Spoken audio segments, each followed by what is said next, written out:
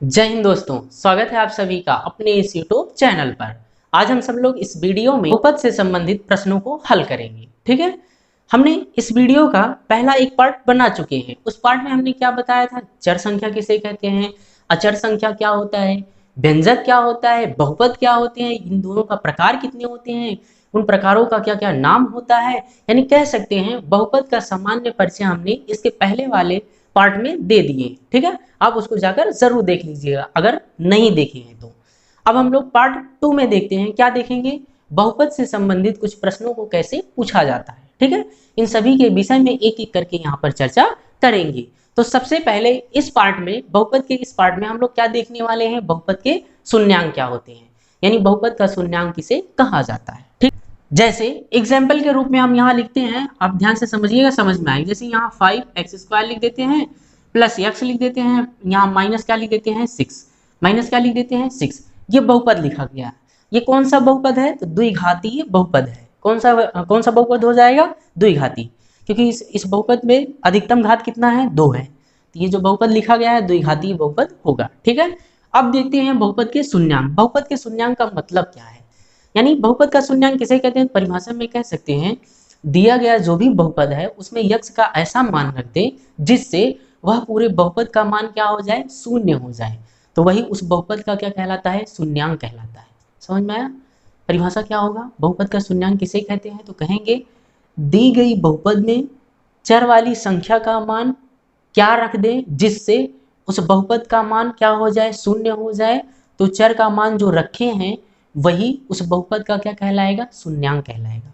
समझ में आया, अब देखते हैं कैसे क्या हो सकता है। ठीक है, समझते हैं। जैसे इसका सल्यूशन करते हैं, यानी हमको यक्ष का ऐसा मान लेना है जिससे ये पूरे बहुपद का मान क्या आ जाए, शून्य आ जाए। यानी यक्ष की जगह कुछ ऐसा वैल्यू रखें ताकि यहाँ जोड़ना है और ये घटाना है, जोड़ने घटाने पर इसका मान पूरा कितना आ जाए, 0 के बराबर आ जाए।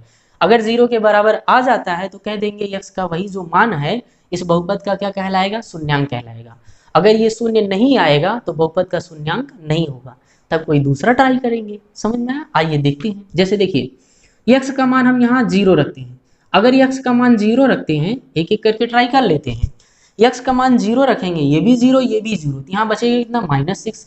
अच्छा, यहाँ शेषफल कुछ बच गया कि नहीं, शेषफल बच गया, बट शेषफल नहीं बचना चाहिए। शून्यांक अगर होगा तो शेषफल नहीं बचेगा। ठीक है, अब यक्ष का मान हम 1 रख लेते हैं। यहाँ यक्ष का मान कितना रखते हैं, 1 रख कर देखते हैं क्या शून्य आ जाता है।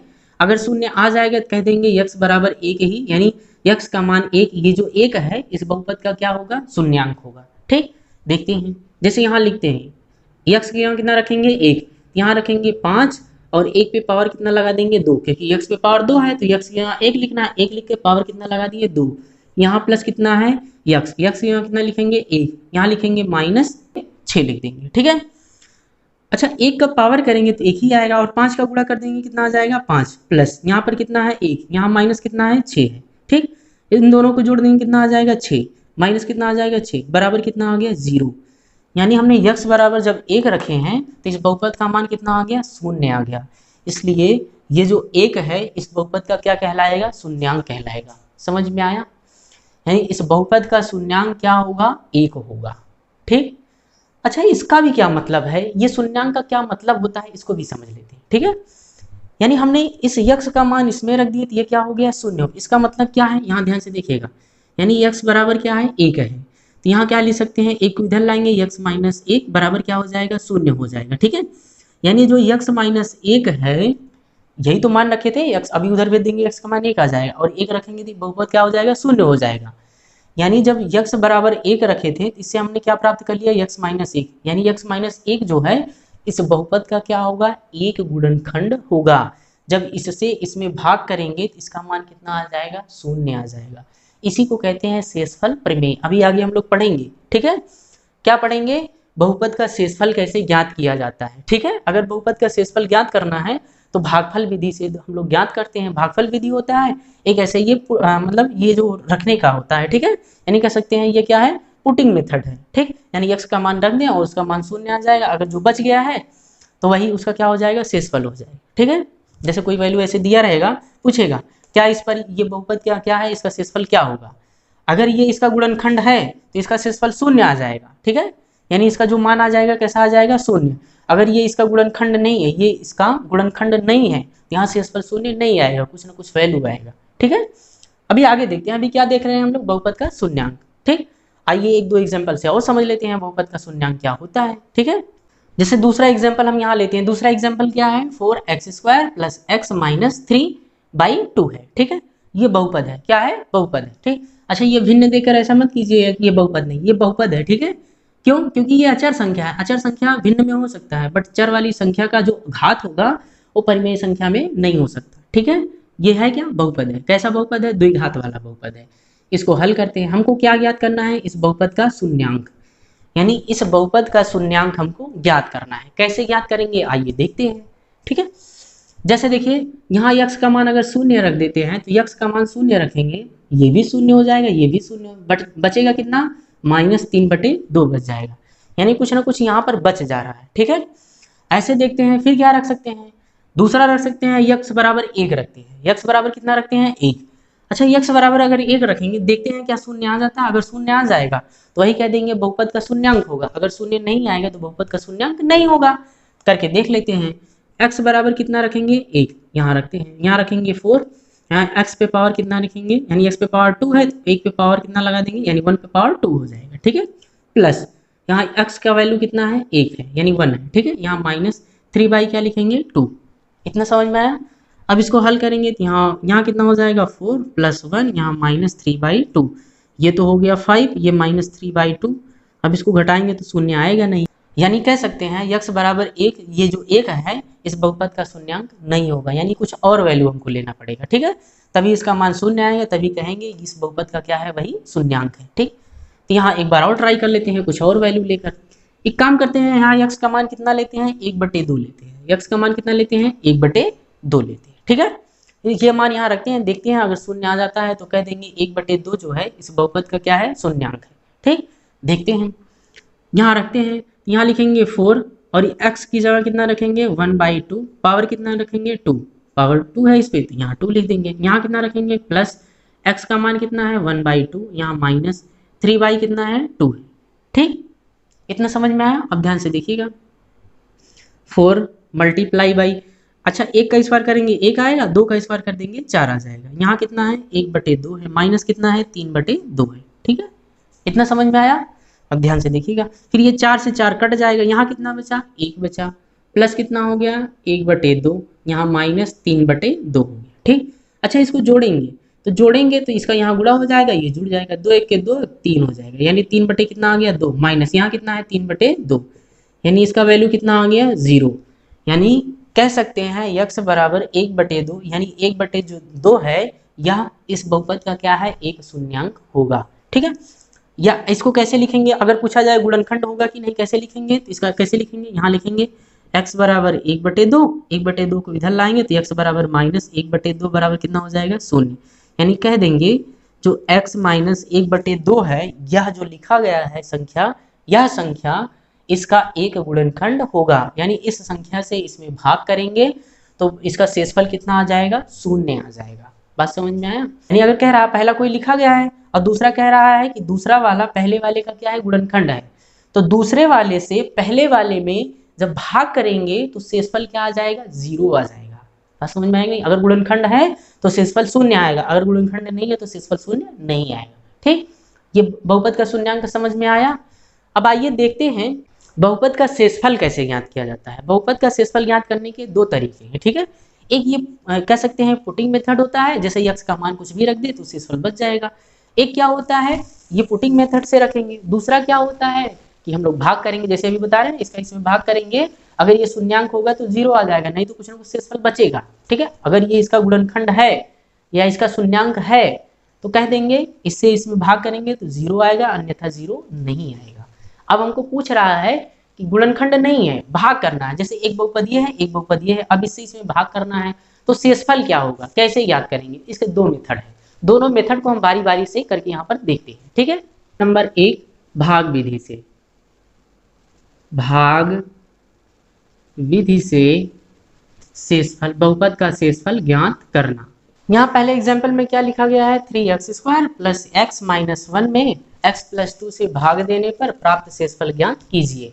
यानी ये बहुपद में किससे भाग दे रहे हैं, x+1 से भाग देंगे, तो भाग देने से जो शेषफल बचेगा उसी को हमको ज्ञात करना है। कैसे ज्ञात करते हैं आइए देखते हैं।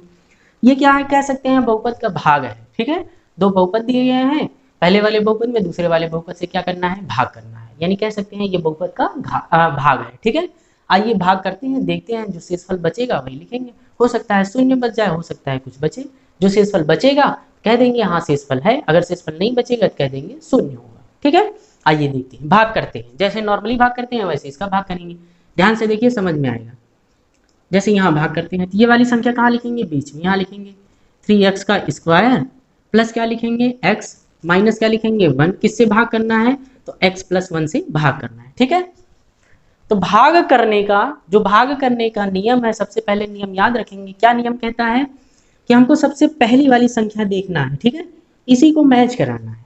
मैच कराने का मतलब जो यहाँ लिखा गया है, यानी इसमें ऐसा कुछ गुणा करे तो ये वाली संख्या आ जाए। ठीक है, ये वाली संख्या आ जाए, वही हमको लाना है। यहाँ लिखते हैं, जैसे यहाँ देखिए कितना लिखा गया है 3, यहाँ पर 3 है नहीं है, यहाँ लिख देते हैं 3।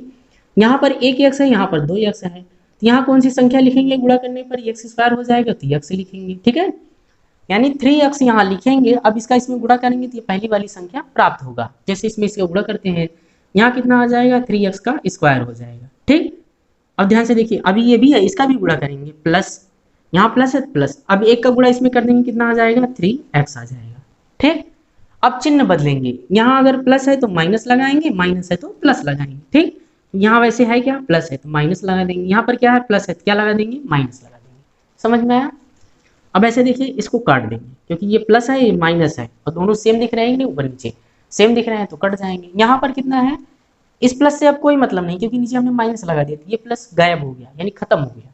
अब इसका मतलब है -3x, यानी -3x लिखा गया है, और यहाँ पर क्या है प्लस x है, यानी x के यहाँ कितनी बार है 3 बार है, यहाँ कितनी बार है 1 बार है, और बीच में घटाना है तो घटा देंगे। वैसे बड़ी वाले में से छोटी वाली को घटाना है तो कितना आ जाएगा, माइनस क्या आ जाएगा 2x, क्योंकि 3x में से 1x घटाएंगे तो 2x बचेगा, यानी 2x बचेगा, बट किस में आएगा, माइनस में आएगा। अभी क्या बचा हुआ है, -1 बचा है।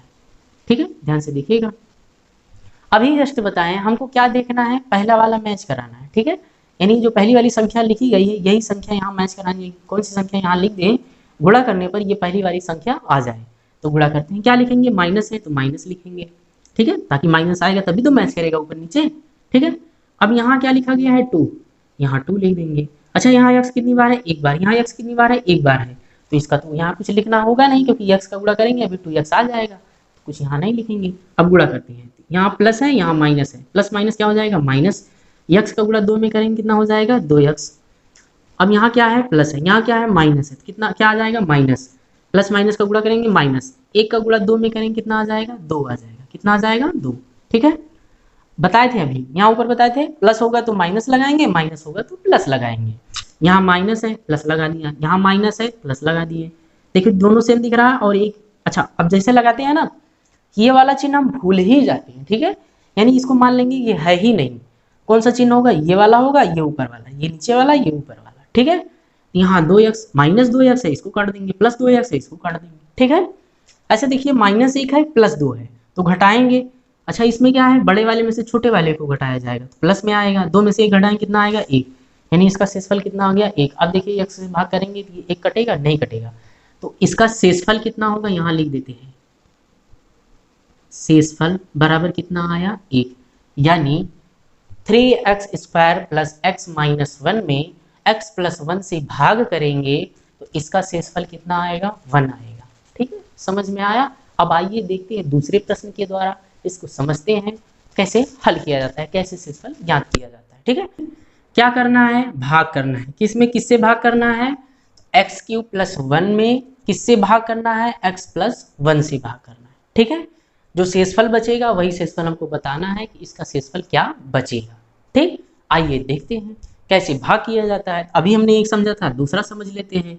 यहाँ लिखेंगे जैसा है, यहाँ क्या लिखेंगे x³ प्लस क्या लिखेंगे 1, किससे भाग करना है, तो x+1 से भाग करना है। अभी जस्ट बताए थे सबसे पहले किसको मैच कराना होता है, पहली वाली संख्या। यहाँ जो पहली संख्या लिखी गई है, यहाँ जो पहली संख्या है, इसी को मैच कराना है। ठीक है, यहाँ x पे पावर कितना है 1 है, यहाँ कितना है 3 है, तो 3 लाने के लिए यानी इसका क्या गुणा कर दें कि 3 आ जाए, तो यहाँ x पे पावर कितना लिखेंगे 2, क्योंकि x पे पावर यहाँ 1 है यहाँ 2 है, गुणा कर देंगे कितना आ जाएगा 3 आ जाएगा। अब इसका इसमें गुणा करेंगे कितना आ जाएगा x पे पावर 3, फिर प्लस है प्लस, अब किससे गुणा करेंगे तो 1 का गुणा इसमें करेंगे तो यहाँ कितना हो जाएगा x पे पावर 2 हो जाएगा। ठीक है, अभी जस्ट बताए थे प्लस होगा तो माइनस, माइनस होगा तो प्लस लगाएंगे। ठीक, समझ में आया। जैसे यहाँ प्लस है तो यहाँ क्या लगा देंगे माइनस, यहाँ प्लस है तो क्या लगा देंगे माइनस। अब जैसे ही ये नीचे वाला लगाएंगे तो ये ऊपर वाला भूल जाएंगे। ठीक है, इसका कोई मतलब है ही नहीं। अब इससे ये क्या होगा कट जाएगा, क्योंकि सेम है और यहाँ माइनस है यहाँ प्लस है तो कट गया। अब ऊपर क्या बचा, यहाँ बचा है माइनस एक्स स्क्वायर, क्या बचा माइनस एक्स स्क्वायर, क्योंकि ये एक्स है ये एक है तो घटेगा तो है नहीं, नहीं घटेगा, जैसा है वैसा उतार लेते हैं। तो ये माइनस एक्स स्क्वायर है, यहाँ प्लस क्या हो जाएगा 1 हो जाएगा। ठीक, अभी जस्ट बताए थे, अब मैच कराएंगे पहला वाला। ठीक है, यहाँ माइनस है तो यहाँ माइनस लिखेंगे, तभी तो अभी गुणा करेंगे तो माइनस आएगा। मैच करना चाहिए, सेम टू सेम मैच करना चाहिए। ठीक है, अब यहाँ क्या लिख दें, यहाँ एक्स स्क्वायर है, यहाँ एक्स एक बार है तो यहाँ एक्स लिख देते हैं। तो एक्स स्क्वायर यहाँ लिखेंगे, गुणा कर देंगे तो कितना आ जाएगा, यहाँ माइनस है तो माइनस आ जाएगा, एक्स गुणा एक्स में करेंगे तो एक्स का स्क्वायर हो जाएगा प्लस। अच्छा प्लस नहीं होगा माइनस हो जाएगा, कैसे हो जाएगा, यहाँ प्लस है यहाँ माइनस है, प्लस माइनस क्या हो जाएगा माइनस हो जाएगा। अब 1 का गुणा एक्स में करेंगे कितना आ जाएगा एक्स आ जाएगा। ठीक है, अभी जस्ट बताए थे यहाँ माइनस होगा तो प्लस, माइनस होगा तो प्लस, ये प्लस में है ये माइनस में है, ये दोनों क्या हो गए कट गए। देखिए plus x square minus x square, तो प्लस और माइनस थे दोनों आपस में कट गए। ठीक है, अब यहाँ पर क्या बचा है, यहाँ बचेगा माइनस, अच्छा माइनस नहीं ये प्लस एक्स, प्लस तो लिखा नहीं जाता, यहाँ क्या बच जाएगा एक्स और यहाँ क्या बचेगा +1 बचेगा। ठीक है, यहाँ कितना आ जाएगा, यहाँ पर कितना आया है x+1 आया है, यहाँ पर कितना है x+1 है, यानी कितनी बार ले जाएंगे एक बार, यहाँ पर कितना हो जाएगा x+1, दोनों क्या हो जाएंगे आपस में कट जाएंगे। अच्छा तो इसका शेषफल बचा कितना, जब कट गए तो शेषफल 0 हो गया, शेषफल क्या हो गया 0 हो गया। यानी हम लोग कह सकते हैं ये जो x+1 लिखा गया है ये वाली जो व्यंजक है, या कह सकते हैं ये बहुपद, इस बहुपद का क्या होगा एक गुणनखंड होगा। अब आइए इसी प्रश्न को दूसरे मेथड से, यानी पुटिंग मेथड जिसे कहते हैं, यानी मान रखने का मेथड जो होता है उसके विधि से हम लोग हल करते हैं और देखते हैं शेषफल क्या बचता है। ठीक है, आइए समझते हैं दूसरे मेथड में। ये पहला मेथड क्या था भाग विधि, दूसरा क्या है पुटिंग मेथड विधि। प्रश्न क्या है 3x² + x - 1 को x+1 से क्या करना है भाग करना है, भाग करने के बाद जो शेषफल बचेगा वही हमको बताना है। भाग करते हैं सोल्यूशन करते हैं, कौन से मेथड से करना है पुटिंग मेथड से करना है। ये पुटिंग मेथड क्या होता है ध्यान से समझिएगा, ये जो दूसरा दिया गया है ना x+1 दिया है, इसको क्या मान लेंगे 0 मान लेंगे, क्या मान लेंगे 0। सबसे पहले जिससे भाग करना है उसको क्या मान लेंगे 0, तो x+1 बराबर क्या हो गया 0 हो गया यानी 0 हो गया। अब ये वाला उधर जाएगा तो x बराबर क्या हो जाएगा, इधर प्लस है उधर जाके माइनस हो जाएगा, यानी x बराबर कितना आया -1 आया। ठीक है, अब यही मान उठा के कहां पर रखेंगे पहले वाले बहुपद में रखेंगे, यहां लिख देंगे पुट x = कितना है -1 है, ये कहां रखेंगे पहले वाले समीकरण, पहले वाले बहुपद में। पहला वाला बहुपद कितना है 3x² प्लस कितना है x - 1 रखते हैं, कितना रखना है x की जगह -1 रखना है, 3x - 1 स्क्वायर कर देंगे, यहाँ कितना लिखेंगे -1, यहाँ भी हो जाएगा -1। अच्छा माइनस का स्क्वायर करेंगे तो एक मतलब माइनस खत्म हो जाएगा, एक का स्क्वायर एक ही आएगा, 3 एक कितना हो जाएगा 3 प्लस माइनस -1 हो गया, यहाँ कितना है -1 है। ठीक, यहाँ लिखेंगे 3। अच्छा यहाँ -1 है यहाँ भी -1 है, -1 मिलके कितने हो जाएंगे -2 हो जाएंगे। देखिए यहाँ 3 था यहाँ -1 यहाँ पर भी -1 है, तो -1 मिलके कितना हो गया -2 हो गया। अब 3 में से 2 घटाएंगे कितना आएगा 1 आएगा। देखिए शेषफल 1 आया कि नहीं, यहाँ भी शेषफल 1 आ गया। ठीक है, तो शेषफल ज्ञात करने के कितने तरीके, 2 तरीके, एक भाग विधि से, दूसरा क्या है पुटिंग मेथड है, यानी x का वैल्यू रखने पर कितना आ गया 1 आ गया कि नहीं आ गया। अब इसके पहले भी हमने ज्ञात किया था भागफल विधि से 1 आया था। ठीक है, इसी तरीके से दूसरा वाला भी प्रश्न आप लोग ट्राई कर लीजिएगा। ठीक है, अब आइए हम लोग देखते हैं बहुपद का गुणनखंड देखते हैं, यानी ये जो बहुपद होता है बहुपद का गुणनखंड कैसे किया जाता है। बहुपद के गुणनखंड के बारे में एक एक करके चर्चा करते हैं। बहुपद का गुणनखंड करने का जो तरीका, ये भी 2 तरीके हैं। ठीक है, पहला तरीका क्या होता है, तो माध्य जो पद होता है माध्य पद में, अच्छा त्रिपदीय बहुपद होगा उसके माध्य पद को क्या करेंगे, जैसे ये लिखा गया है त्रिपदीय बहुपद है, ठीक है, द्विघात वाला त्रिपदीय बहुपद है, तो द्विघात वाला त्रिपदीय बहुपद लेंगे उसके जो मध्य में जो यहाँ पद लिखा जाएगा अचर वाली संख्या होगी, उसको दो भागों में बांटकर उसका क्या करेंगे, गुणनखंड करेंगे। ठीक है, एक ये गुणनखंड होता है। दूसरा गुणनखंड होता है पूर्ण वर्ग बनाकर गुणनखंड करना। ठीक है, जो बहुपद दिया रहेगा उसका क्या बनाएंगे, पूर्ण वर्ग बनाएंगे और उसका क्या करेंगे, गुणनखंड करेंगे। हम दोनों विधि से देखते हैं कैसे बहुपद का गुणनखंड किया जाता है। आइए एक एक करके हम लोग चर्चा करते हैं। आइए हम लोग देखते हैं द्विघातीय बहुपद का गुणनखंड कैसे किया जाता है। ठीक है, बताए थे दो मेथड होते हैं। पहला मेथड क्या होता है, मध्य पद को दो भागों में बांटकर। ठीक है, यानी कोई बहुपद दिया गया है, कैसा बहुपद है, द्विघातीय बहुपद है, तीन पदों में है, द्विघातीय बहुपद है। क्या करना है, उसके मध्य पदों को बांटकर उसका गुणनखंड करना है। कैसे किया जाता है ध्यान से समझिए। यहाँ चार टाइप का हम एग्जाम्पल लिए हैं, चारों अलग अलग टाइप के हैं। ठीक है, तो चारों टाइप को ध्यान से समझिएगा, समझ में आएगा अच्छी तरीके से। यहाँ सोल्यूशन करते हैं। ठीक है, यहाँ क्या करेंगे, लिखते हैं सोल्यूशन नंबर पहला, यानी किसको देखते हैं, पहले बहुपद का सोल्यूशन कैसे किया जाएगा। पहला क्या लिखा गया है, एक्स स्क्वायर प्लस कितना है 5x प्लस कितना है 6 है। ठीक है, कौन सा मेथड है, मध्य पद को दो भागों में बांटकर।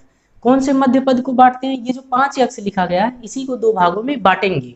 कैसे बांटेंगे यही समझना है। ठीक है, इन सब में कैसे बांटेंगे हमको यही बस समझना ही है। ठीक है, ध्यान से देखिए। सबसे पहले स्टेप बाय स्टेप हम बताते हैं आपको, 5-6 स्टेप होंगे, जो भी स्टेप है इसका ध्यान से समझिएगा, समझ में आएगा। जैसे देखिए ये क्या लिखा है, लास्ट वाला देखेंगे जो जिसमें क्या है, कोई भी अचर संख्या यानी चर संख्या नहीं है, केवल अचर संख्या है। कितना लिखा गया है 6। इसके पहले यहाँ कुछ लिखा गया है, अच्छा कुछ होता नहीं तो 1 तो होता है, लेकिन 1 का कोई मतलब होगा, 6 का गुणा 1 में करेंगे तो कितना आ जाएगा, 6 1 जा 6 ही आएगा, यानी एक ही आएगा, यहाँ पर एक ही होगा। ठीक है, अब ध्यान से देखिए यहाँ पर कितना है 6 है, यहाँ लिख लेते हैं कितना है 6, अलग से लिख लेते हैं, एक साइड में 6 है। अब इसके आगे का चिन्ह देखेंगे कैसा है, प्लस है, कैसा है प्लस। ठीक है, ये तो हो गया, लास्ट से हमको जितना काम था हमने लिख लिया, 6 था 6 लिख लिया, प्लस था प्लस लिख लिया। ठीक, अब यहाँ पर देखते हैं कितना है 5 है, कितना है 5 है। कि ऐसी दो अंक लीजिए कि जोड़ने पर क्या आ जाए, 5 आ जाए। ये जोड़ है ना, इसके आगे क्या है प्लस है, यानी क्या है प्लस है। ठीक है, जोड़ है, यही ध्यान देना है यहाँ पर। यानी इसको ऐसे दो अंक लेंगे कि जोड़ने पर 5 आ जाए और गुणा करने पर कितना आ जाए 6 आ जाए। बात समझ में आ रहा है कि नहीं, ये 6 था ये प्लस था, लिख लिए। अब इसके यानी x के बगल में जो संख्या उसको लिख लिए। अब इसको ऐसे दो भाग में बांटना है कि जोड़ने पर ये इतना ही आए, यानी ऐसी कोई दो संख्या ले जोड़ने पर इतना ही आ जाए और गुणा करने पर कितना आ जाए 6, यानी 6 आ जाए। समझ में आ रहा है, ऐसी कौन सी संख्या हो सकती है, यहाँ लिखेंगे कौन सी संख्या हो सकती है, 3 और 2। 3 और 2 को जोड़ेंगे कितना आएगा 5 आएगा, 3 और 2 का गुणा कर देंगे कितना आएगा 6 आ जाएगा, आएगा ना। ठीक है, बस क्या करेंगे ध्यान से देखिए, यहाँ लिखेंगे एक्स स्क्वायर प्लस, यहाँ कोष्टक के अंदर क्या लिखेंगे, 5 की जगह क्या लिख देंगे 3 और प्लस क्या लिखेंगे 2, 3 प्लस क्या लिख देंगे 2 लिखेंगे। समझ में आया, बस 5 को ही दो भागों में बांट दिए, यही तो कह रहा है, मध्य पद को दो भागों में बांट कर। मध्य पद कौन है 5 है, 5 को दो भाग में बांट दिए कि नहीं बांट दिए, बांट दिए। बाहर क्या है यक्स है, प्लस क्या है 6 है। अगर ये समझ में आ गया तो समझना इजी है आगे। ठीक है, यहाँ 5 यक्स था, ध्यान से एक बार फिर से बताते हैं, ध्यान समझिए, अभी सब में बताएंगे, यहाँ भी समझ लीजिए ताकि सबको लगाना इजी हो जाए। लास्ट वाली संख्या जिसमें चर यानी चर संख्या नहीं है, क्या है 6 है, 6 लिख दिए। फिर उसके आगे का जो चिन्ह है सिंबल है उसको लिख दिए, क्या है प्लस है, प्लस लिख दिए। फिर ये तो हो गया, अगर इसके यहाँ एक्स स्क्वायर के बगल में कोई संख्या है तो उसका डायरेक्ट यहाँ गुणा करेंगे, गुणा करके ये लिखेंगे। अगर यहाँ कोई संख्या नहीं है तो जो है वही लिख देंगे। ठीक है, ये वाली संख्या जो है जैसे है वैसे लिख देंगे। अगर यहाँ एक्स स्क्वायर के बगल में कोई संख्या है पहले इसका गुणा करेंगे, वही संख्या यहाँ लिखेंगे। ठीक, अब यहाँ इसके आगे प्लस था प्लस लिख दिए। अब इसके बीच वाले में पद में कौन सा है 5 है, 5 लिख दिए। अब ऐसी कोई दो संख्या ले जोड़ने पर 5 आ जाए, गुणा करने पर 6 आ जाए, तो कौन सा हो सकता है 3 और 2। 3 2 का गुणा कर देंगे 6 आएगा, 3 और 2 को जोड़ देंगे 5 आएगा। यानी 5 की जगह 3 + 2 लिख सकते हैं कि नहीं, लिख सकते हैं, तो वही लिखिए हम यहाँ पर। ठीक है, अब यहाँ लिखेंगे एक्स स्क्वायर प्लस एक्स का अंदर कोष्टक हटाएंगे, एक्स का अंदर गुणा कर देंगे तो हो जाएगा 3x प्लस 2x प्लस कितना हो गया 6 हो गया। ठीक है, इन दोनों का क्या करते हैं कोष्टक लगा देते हैं, एक कोष्टक यहाँ लगा देते हैं, एक कोष्टक यहाँ लगा देते हैं। अच्छा, इन दोनों में कॉमन क्या होगा, यहाँ x 2 बार है, यहाँ x 1 बार है, यहाँ 3 है, यहाँ 3 नहीं है, यानी दोनों में क्या मैच कर रहा है x, यानी x 1 बार, तो एक बार कॉमन कर लिए, एक बार कॉमन कर लिए कितनी बार बचा 1 बार, प्लस यहाँ एक बार तो कॉमन हो गया, कितना बचा 3, प्लस यहाँ पर क्या कॉमन हो सकता है, अच्छा, इस 6 को हम लोग 3 गुणे 2 लिख सकते हैं कि नहीं? लिख सकते हैं, जाहिर सी बात है, क्योंकि 3 दूना 6 होता है, यानी इसमें क्या क्या है? 3 भी है, 2 भी है, और यहाँ क्या है? 2 है, 3 तो है नहीं। यहाँ यक्स है लेकिन यक्स नहीं है, तो दोनों में है क्या? दोनों में 2 मिलेगा, तो यहाँ लिख देते हैं। यहाँ क्या बचा? यक्स, क्योंकि 2 को तो बाहर कर लिए, यहाँ यक्स बचा। इसमें से 2 को बाहर कर लिए, क्या बचेगा? 3 बचेगा। ठीक है, देखिए यक्स प्लस 3 यहाँ भी है, यक्स प्लस 3 यहाँ भी है, यानी एक्स प्लस 3 यहाँ भी है, एक्स प्लस 3 यहाँ भी है। तो क्या करते हैं? कॉमन कर दे, कॉमन करेंगे तो यहाँ लिख देंगे एक्स प्लस 2 लिख देंगे दूसरे कोष्टक में। यहाँ से जब ये कॉमन कर लिए, एक्स प्लस 3 कॉमन करेंगे। ठीक है, क्या करेंगे? X plus 3। जब एक्स प्लस 3 यहाँ भी कॉमन कर लिए, बचा क्या? यहाँ पर एक्स बचा और प्लस यहाँ पर क्या बचा? 2। तो यही क्या हो गया? इस बहुपद का गुणनखंड हो गया, यानी ये जो बहुपद लिखा गया उसका गुणनखंड क्या होगा? एक्स प्लस 3 होगा और एक्स प्लस 2 होगा। इस तरीके से पहले प्रश्न का आंसर ये हो जाएगा। ठीक है, अब आइए दूसरे प्रश्न की तरफ चलते हैं, इसको समझते हैं कैसे इसको हल किया जाता है। दूसरा प्रश्न क्या है? प्रश्न है 4x² प्लस कितना लिखा गया है? 9x प्लस क्या लिखा गया है? 5। ठीक है, अच्छा अभी इसके जो प्रश्न है, इसके पहले वाला प्रश्न किए हैं, उसमें यहाँ केवल देखिए, यहाँ पर केवल लास्ट में लिखा गया था, यहाँ x² के बगल में कोई संख्या नहीं थी, बट यहाँ पर x² के बगल में कोई संख्या है। तो अभी बताए थे नियम क्या कहता है? सबसे पहले इसका इसमें गुणा करेंगे, तो 4 पंचे कितना हो जाएगा? 20 हो जाएगा। ठीक है, अब इसके बगल का चिन्ह लेंगे, क्या है? प्लस है। ठीक है, ये तो हो गया, यानी लास्ट पद का जो करना था, जो लेना था, हमने यहाँ ले लिए, लिख दिए। ठीक है, अब इसके बाद क्या लिखेंगे? मध्य पद। मध्य पद कितना है? 9 है, 9। ठीक, अब ऐसी कोई दो संख्या लेंगे, जोड़ने पर कितना आ जाएगा? जोड़ने पर 9 आ जाए और गुणा करने पर 20 आ जाए। समझ में आ रहा है कि नहीं? यानी ऐसी कोई दो संख्या लेंगे, जोड़ने पर 9 और गुणा करने पर 20 आए। कौन कौन सी संख्या हो सकती है? तो इसको लिख सकते हैं 5 और 4। वैसे बड़ी संख्या पहले लिखते हैं और छोटी संख्या बाद में लिखते हैं। ठीक है, तो वह संख्या कौन सी हो जाएगी? 5 और 4। 5 और 4 जोड़ देंगे, 9 आ जाएगा, 5 और 4 का गुणा कर देंगे, 20 आ जाएगा। समझ में आया? वही करते हैं, सोल्यूशन में ध्यान से देखिएगा। यहाँ लिखेंगे 4x² प्लस 9 की जगह क्या लिखेंगे? 5 + 4 लिखेंगे। बाहर क्या है? x है, प्लस क्या हो गया? 5 हो गया। इतना समझ में आया? बस यही क्या किए हैं, ये जो बीच वाली संख्या थी दो भागों में बांट दी है। टॉपिक भी यही है, मध्य पदों को दो भाग में बांट कर गुणनखंड करना। तो कर दिए, दो भागों में बांट दिए। तरीका क्या है? तरीका यहाँ बताए हैं कि अगर x² के बगल में कुछ लिखा गया है और अंत में जो लिखा गया है, अगर यहाँ कुछ है तो गुणा कर देंगे, गुणा करेंगे 4 पंचे 20, 20 आ गया। यहाँ दिया था तो गुणा कर दिए, 20 आ गया। फिर देखेंगे जो केवल अचर वाली संख्या है, चर जिसमें नहीं लिखा गया, उसके पहले चिन्ह क्या है? प्लस था, प्लस लिख दिए। अब जो बीच वाली संख्या है, यहाँ 9 है, 9 है ना। अब देखेंगे इस 9 यानी 9 का मतलब ये हो गया, ऐसी कोई दो संख्या लेंगे, जोड़ने पर 9 आ जाए और गुणा करने पर कितना आ जाएगा? 20 आ जाए। तो वह कौन सी संख्या होगी? 5 और 4 होगी। यानी 9 की जगह क्या लिख सकते हैं? 5 और 4। यहाँ लिख दिए, वही वही चीज लिखे हैं। अब x का अंदर गुणा कर देंगे तो यहाँ हो जाएगा 4x² प्लस कितना हो जाएगा? x के अंदर गुणा कर देंगे 5x प्लस कितना हो जाएगा? 4x प्लस कितना हो गया? 5। अब दो दो का कोष्टक बना दिए, यानी जोड़ा बना देते हैं, बना दिए, कोष्टक के अंदर कर दिए। अच्छा ध्यान से देखिएगा, इन दोनों में कॉमन क्या है? यहाँ भी x है, यहाँ भी x है, यहाँ x 2 बार, यहाँ 1 बार है, तो एक बार तो दोनों जगह है, कॉमन कर सकते हैं। यहाँ 4 है, यहाँ 5 है, ये तो कॉमन होगा नहीं। क्या कॉमन होगा? x। यहाँ कितना आएगा? 4x। यहाँ पर कितना आएगा? 5, क्योंकि x को बाहर कर लिए। ठीक है, प्लस। अच्छा यहाँ कुछ कॉमन दिख रहा है? नहीं दिख रहा है, नहीं दिख रहा है तो वैसे जैसे है वैसे लिख देते हैं, 4x प्लस 5। ठीक है, कोष्टक में बंद कर दिए।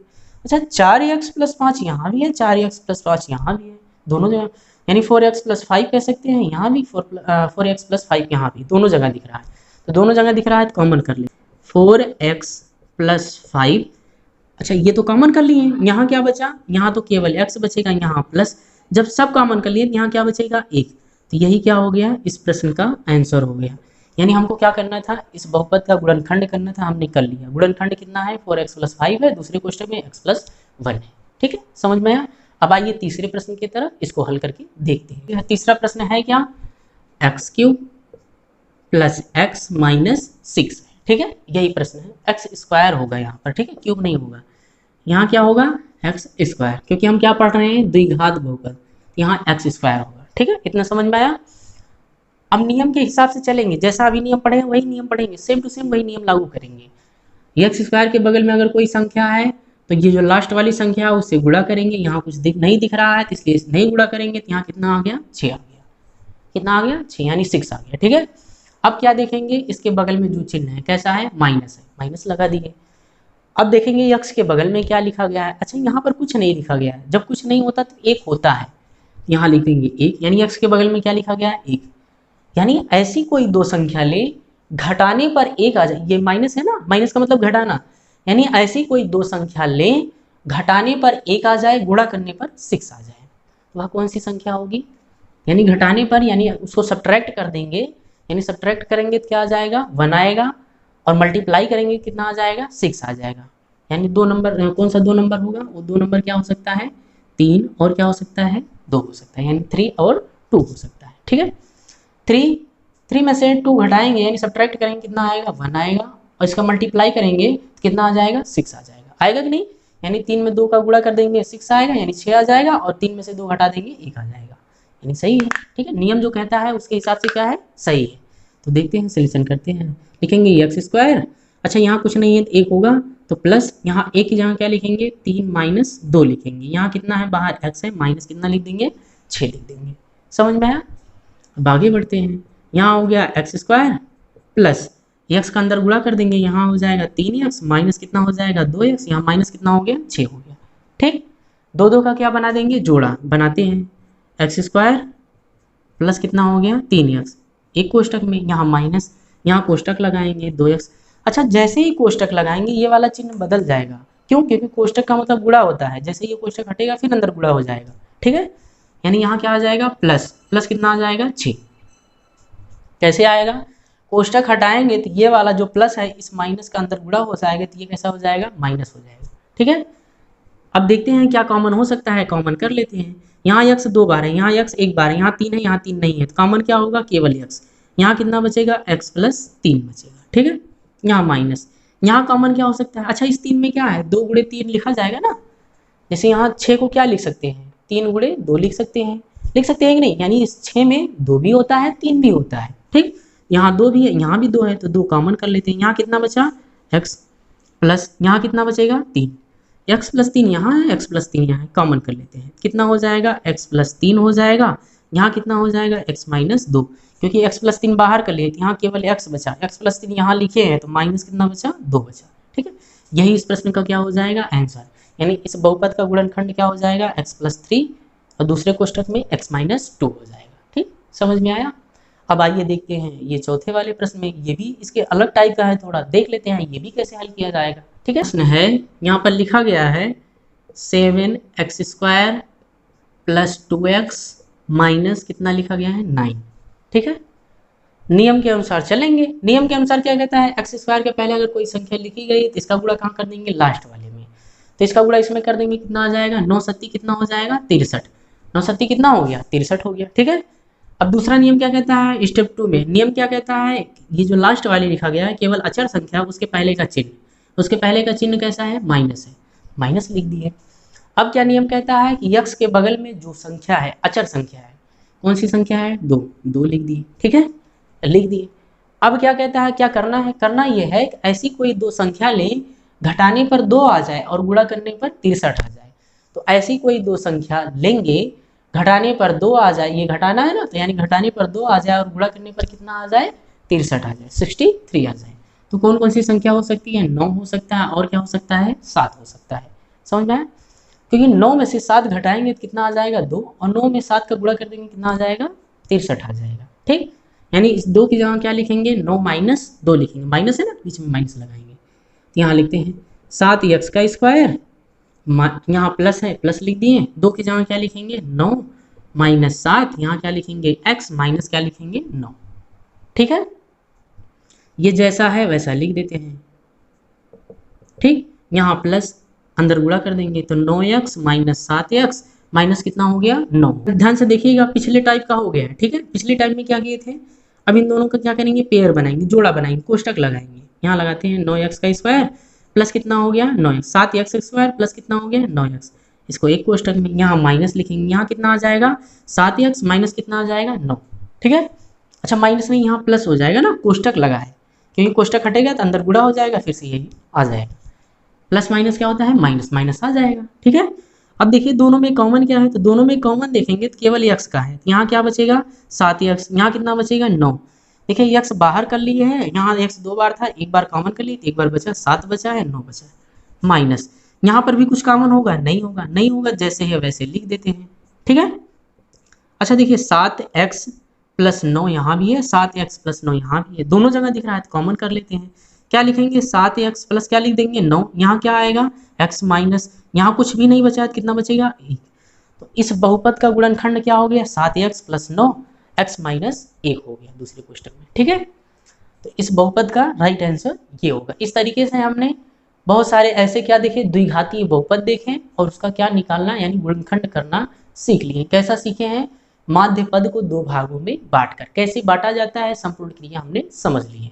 अब आइए देखते हैं इसी द्विघात समीकरण यानी यही जो द्विघात बहुपद लिखा गया है, इसी द्विघात बहुपद को पूर्ण वर्ग बनाकर कैसे हल किया जाता है। यानी ऐसे कोई बहुपद दिया रहेगा, उसको पूर्ण वर्ग बनाकर किस तरीके से हल करेंगे, इसके बारे में चर्चा कर लेते हैं। आइए दूसरे मेथड में देखते हैं द्विघात बहुपद का गुणनखंड क्या है। दूसरा मेथड पूर्ण वर्ग बनाकर। यहाँ 3 एग्जाम्पल लिए हैं, तीनों एग्जाम्पल के बारे में एक एक करके चर्चा करते हैं। ध्यान से समझिएगा कैसे ये हल होगा, ठीक है। यहाँ लिखते हैं सोल्यूशन पहला, ठीक है। यहाँ क्या है? एक्स स्क्वायर प्लस क्या हो जाएगा? 4x प्लस कितना हो जाएगा? 4। अब इसको पूर्ण वर्ग बनाकर कैसे हल किया जाएगा देखते हैं। थोड़ा फास्ट देखते हैं, वीडियो लंबा हो जाएगा नहीं तो, ठीक है। इसको हल करते हैं, ध्यान से समझिएगा, ठीक है। एक्स स्क्वायर, अच्छा यहाँ 4x है, इसको ऐसे रहने। अच्छा इस 4 को क्या लिख सकते हैं? 2 पे पावर 2 नहीं लिख सकते हैं? लिख सकते हैं, क्योंकि 2 दूना कितना हो जाएगा? 4 हो जाएगा, ठीक है। पावर का मतलब जो संख्या लिखी गई है उसी संख्या का 2 बार गुणा, तो 2 का 2 बार गुणा कर देंगे, कितना हो जाएगा? 4 हो जाएगा। अब ये यहाँ लिखे हैं, अच्छा देखिए यहाँ क्या हो जाएगा? 2/2, यहाँ क्या लिख देंगे? x, यानी 2 इंटू 2 और क्या लिख दिए हैं? x लिख दिए, ठीक है। इसे 2 का 2 में गुणा कर देंगे, कितना आ जाएगा? 4x आ जाएगा, ठीक है। यानी 2 इंटू 2 बराबर कितना हो जाएगा? 4, और यहाँ x है, x तो है ही। ध्यान से देखिएगा, ये जो लिखा गया है a का स्क्वायर प्लस b का स्क्वायर प्लस 2ab लिखा गया है, ये किसका फार्मूला है? तो a प्लस बी का होल स्क्वायर का फार्मूला है। समझ में आया कि नहीं? तो इसको कैसे लिख सकते हैं? ऐसे भी लिख सकते हैं या ऐसे भी लिख सकते हैं, x प्लस 2 2 बार है ना, 2 बार लिख दिए।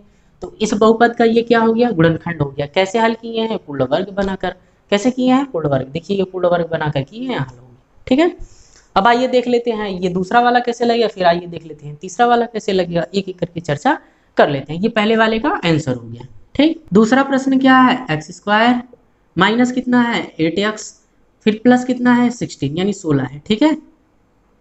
अब इसको हल करते हैं। यहाँ लिखा गया है एक्स स्क्वायर, यहाँ माइनस कितना है? जैसे वैसे इसको क्या कर सकते हैं? इसको लिख सकते हैं 4 का स्क्वायर। लिख सकते हैं कि नहीं? लिख सकते हैं, जाहिर सी बात है लिख सकते हैं। अच्छा ये 4 लिखा गया है तो यहाँ 2 हो जाएगा, मल्टीप्लाई x लिख देंगे, और यहाँ मल्टीप्लाई 4 और इंटू क्या लिख देंगे? x लिख देंगे, ठीक। तो ये देखिए 2 का गुणा 4 में करेंगे 8 आ जाएगा, और ये x तो है ही। अच्छा 16 को हम 4 का स्क्वायर नहीं लिख सकते? 4 का स्क्वायर मतलब स्क्वायर का मतलब 4 का गुणा 2 बार करेंगे, 4 का गुणा 2 बार कर देंगे 16 आ जाएगा, ठीक है। अब इसको हल करते हैं, यहाँ लिखेंगे एक्स स्क्वायर। अच्छा ध्यान से देखिए ये क्या लिखा गया है? एक्स स्क्वायर यानी a square plus b square minus 2ab लिखा गया है। ये किसका फार्मूला है? ये फार्मूला है a माइनस बी का होल स्क्वायर। तो a की जगह x है, b की जगह 4 है, और इसका क्या लिखेंगे? होल स्क्वायर, ठीक है। यहाँ लिख सकते हैं x माइनस 4, और क्या लिख सकते हैं? x minus 4। यही क्या हो गया? इस बहुपद का गुणनखंड हो गया, ठीक है। अब आइए देख लेते हैं तीसरा वाला, इसको कैसे हल कर सकते हैं। तीसरा वाला प्रश्न यहाँ पर है एक्स स्क्वायर और कितना है? प्लस 4x है, ठीक है। ध्यान से समझिएगा, इसमें कुछ अलग से लिखना है, इसमें तो कुछ अलग से नहीं लिखना था, सब दिया था, ठीक है।